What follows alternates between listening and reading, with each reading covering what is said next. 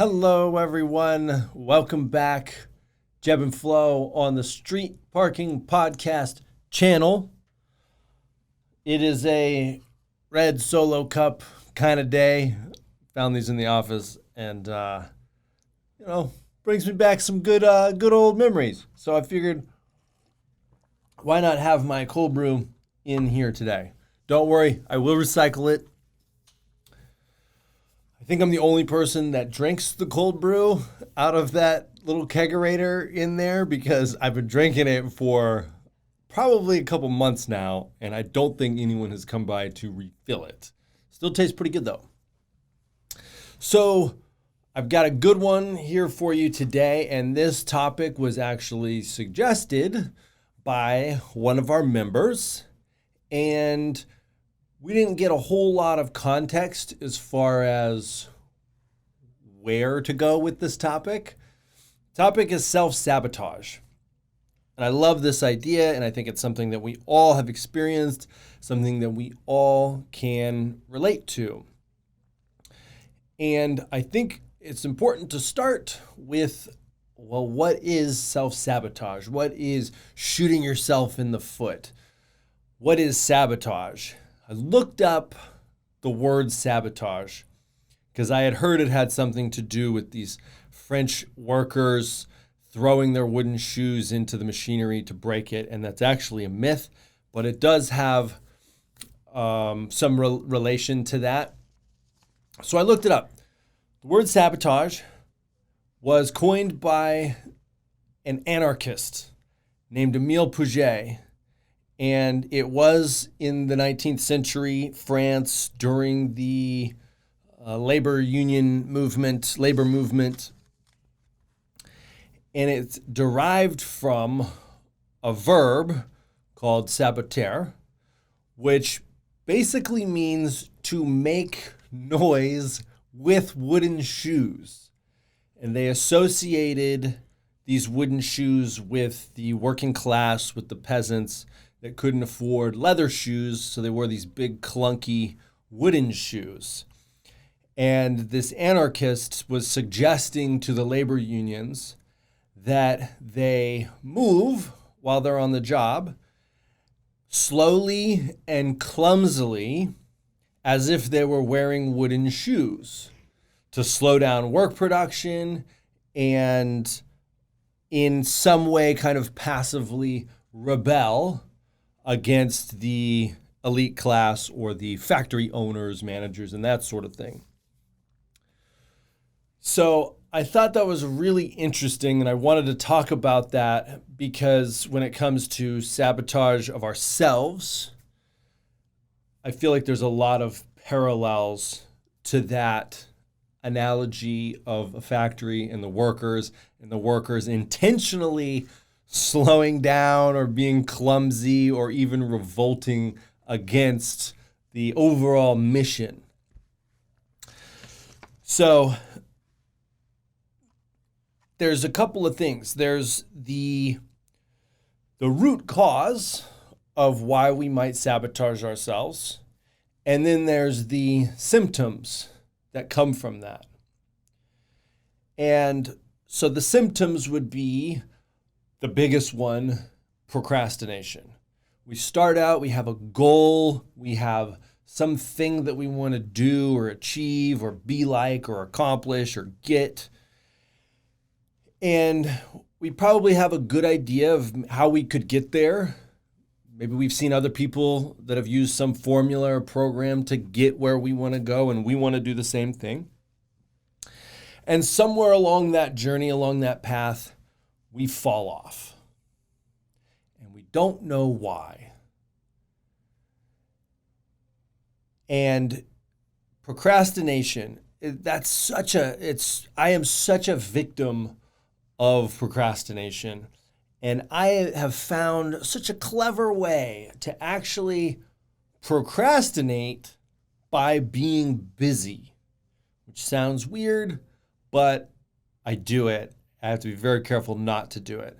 And in fact, next week I want to dig in a little bit deeper into that whole thing.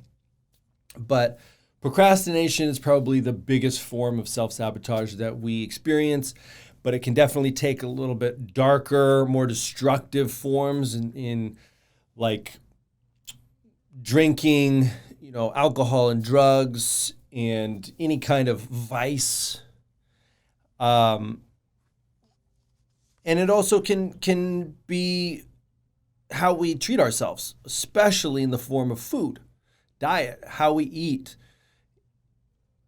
The relationship that we have with food is very complex. And I think it's such a good one that we can use to learn from and apply to other areas of our lives when it comes to procrastination, when it comes to self-sabotage, because for the most part, we all know.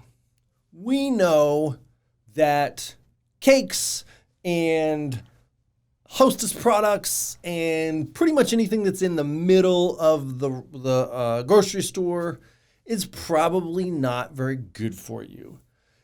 Pizzas and chicken fingers and all that stuff, like it's not, we know that it's not good.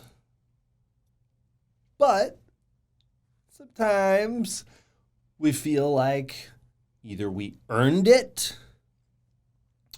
or we get to a place where we don't care. You know it's bad, but you don't care. Maybe you're a little unhappy with something. Maybe you're stressed out. Stress eating is a really, really big one.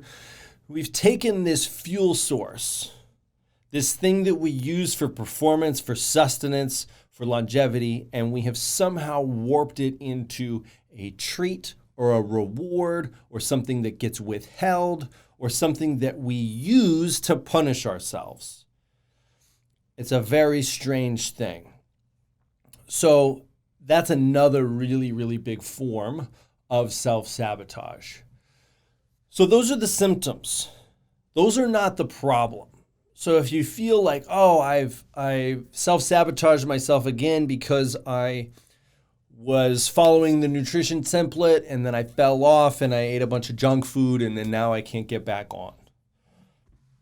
Or you've binged on food or binged on other bad substances like drugs and alcohol, or you've totally procrastinated on something that you know is important, but you just cannot get off your butt to go and get started. None of those are the problem. Those are all symptoms of the problem. So we can do some stuff to treat the symptoms, but we've got to do some stuff to get under the skin a little bit, to dig a little bit deeper and find out what is the root cause.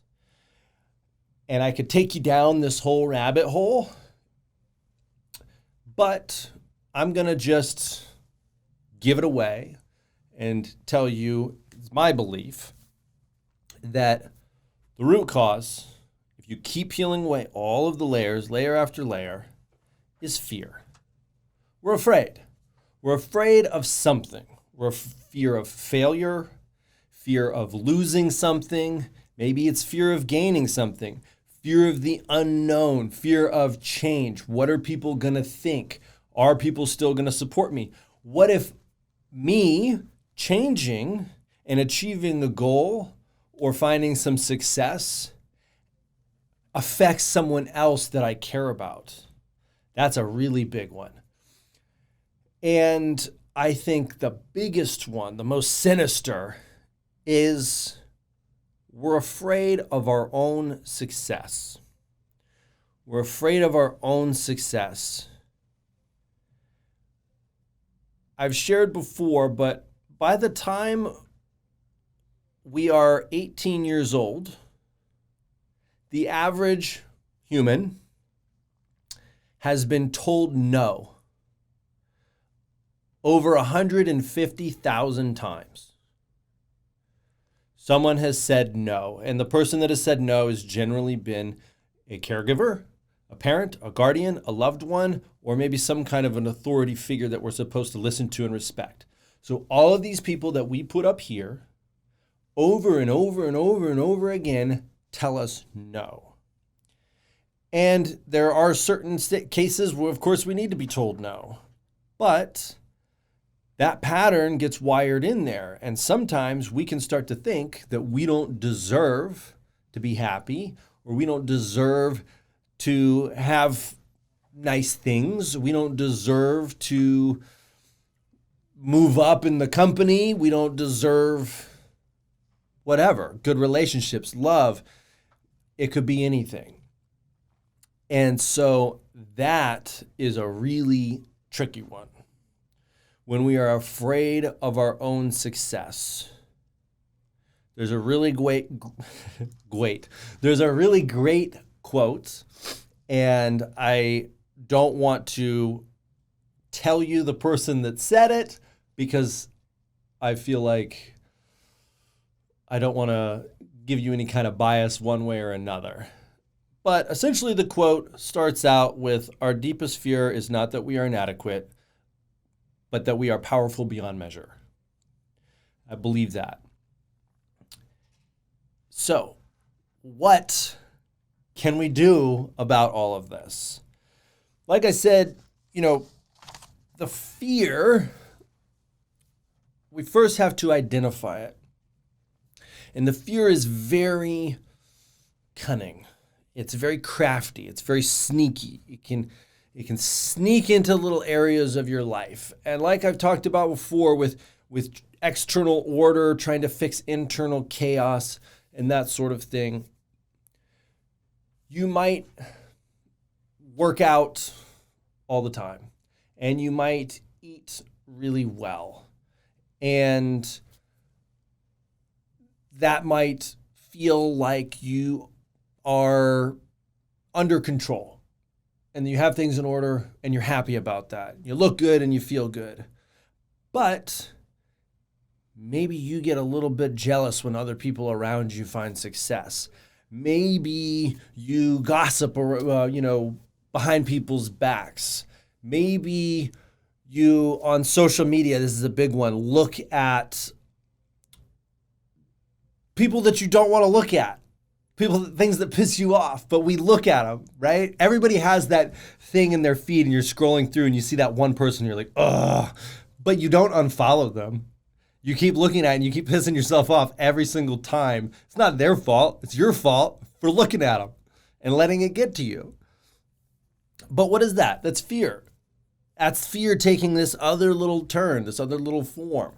So there's no amount of external stuff that we can do that's going to fix that fear on an internal level unless we really, really look deep down inside and get honest and identify what is the fear, why am I afraid, and what would happen? What would happen? So you have the internal action and external action. And they're both linked, so they can affect one another, but they both need to be addressed. In the internal action, I think the biggest thing, because we do fear change, it's wired into us to be afraid of change and be afraid of the unknown and be afraid of uncertainty. So how can we fix that? Well, we have this amazing thing called an imagination, and we can picture things in our mind. So if we make the unfamiliar familiar, then we realize it's not so scary. So whatever it happens to be, if you're feeling a sense of self-sabotage or recognizing a pattern of self-sabotage, look inside and ask yourself, what am I afraid of?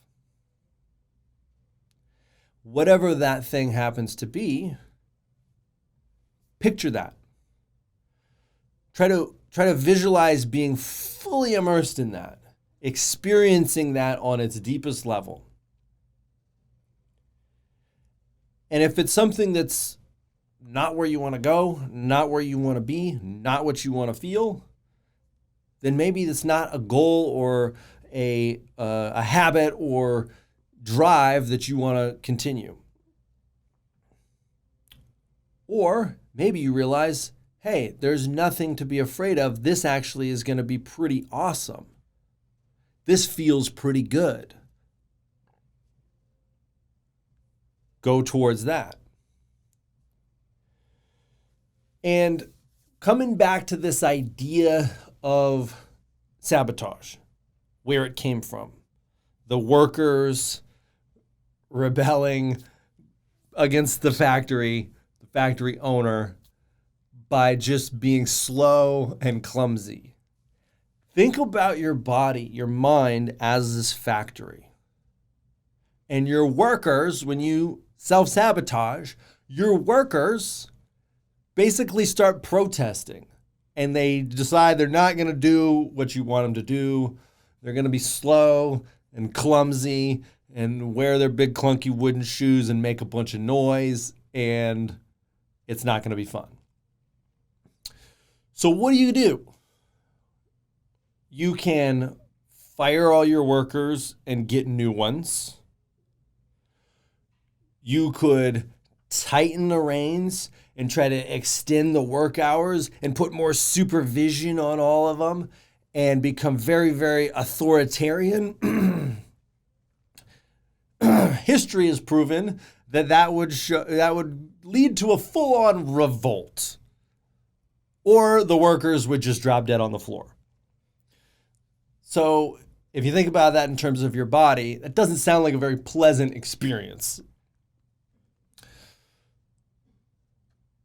The last option is that maybe you could treat your workers differently.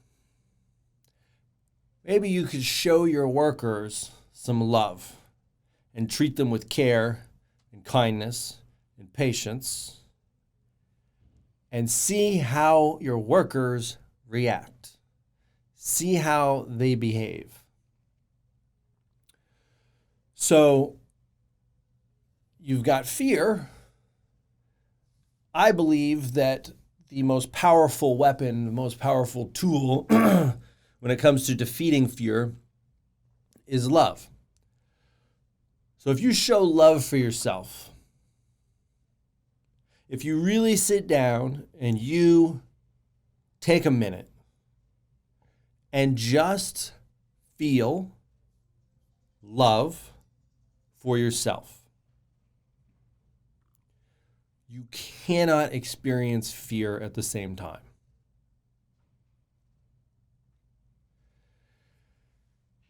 And it feels pretty good. So, just to remind you, feelings of jealousy or selfishness or anger or frustration, none of that is you. So when you're showing love for yourself, you're not showing love for that. You're not showing love for your past. You're not showing love for your future. You're not showing love for the way that you acted this morning or the way that you spoke to somebody last night. You're showing love on a deeper level to that person, that self, that deep, deep, deep layer of self that's way down in there. Show love for that. If you can take a minute each day to just recognize that, it will go a really long way in eliminating fear, in eliminating resistance to where you're trying to go, and it will promote a happier workforce in your body and in your mind. So that's part one of the action item for the week, right? Basically, the action item for the week is what I like to call the 1 minute set. Every day this week, you're going to do 2 1 minute sets. So it's actually 2 minutes. The first minute is just showing, recognizing, appreciating, directing love towards yourself. However you want to do that, do that. You sit quietly, close your eyes, think about it, breathe. That's probably the easiest way. If you want to look at yourself in the mirror and talk to yourself, go for it. But take a minute and show yourself some love every day. That's the internal action. Then there's the external action. Procrastination is probably the biggest one, so we're going to deal with that. Think about this. If you sat down, if you said, okay, I got a bunch of stuff to do, but I don't feel like doing it. So I'm going to turn on the TV and I'm going to watch my show just for a minute, but then I'm going to turn it off and I'll go do my stuff.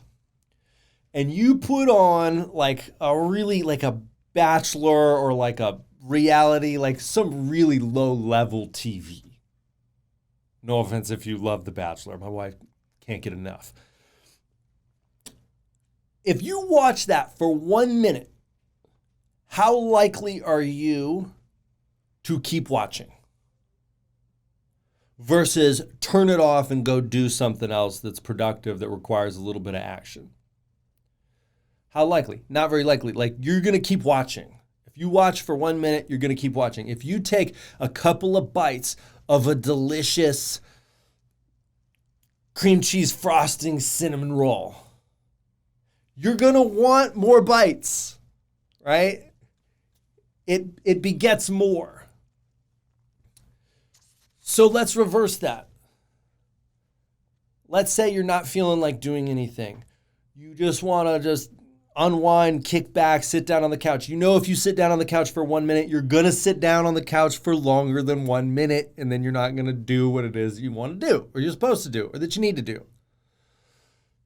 So we know that an object in motion is going to stay in motion. An object at rest is going to stay at rest. Whatever we do for 1 minute, we're probably going to continue doing it. So take 1 minute of external action. If you need to clean your kitchen, tell yourself, I am going to clean as much of my kitchen in 1 minute as possible, and then I'm going to stop. And if I stop after 1 minute, I'm going to chalk that up as a win, as a success. I'll come back and I'll clean the rest of it later. I guarantee you that if you start cleaning for 1 minute and you seriously focus and you clean, you're going to get far enough into it that you're like, I can just keep going.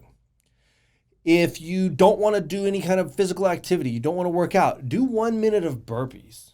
Do 1 minute of burpees or 1 minute of air squats. Your heart rate's going to get up there. Your body temperature's going to get up. Your endorphins are going to start flowing. You're going to start huffing and puffing a little bit. You're going to feel good. You're probably going to want to keep doing more. And you know what? If you don't, you can do a lot in 1 minute. You can do a lot of burpees. Salvi can do a lot of burpees. What do you think you can do, 30?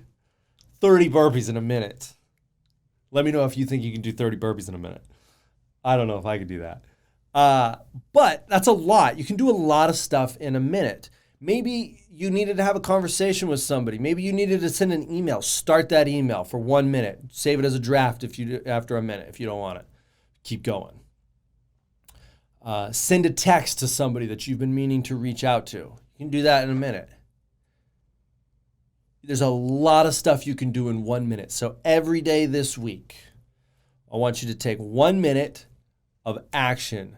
As soon as it pops into your head of whatever it happens to be, don't even think. Count down. 3, 2, 1, go, and hit it for 1 minute. 1 minute of love, 1 minute of action. Do this for 7 days. Who knows? You might keep going because it's only 2 minutes out of your life and it can change your whole day. So let me know how it goes. Have fun with it.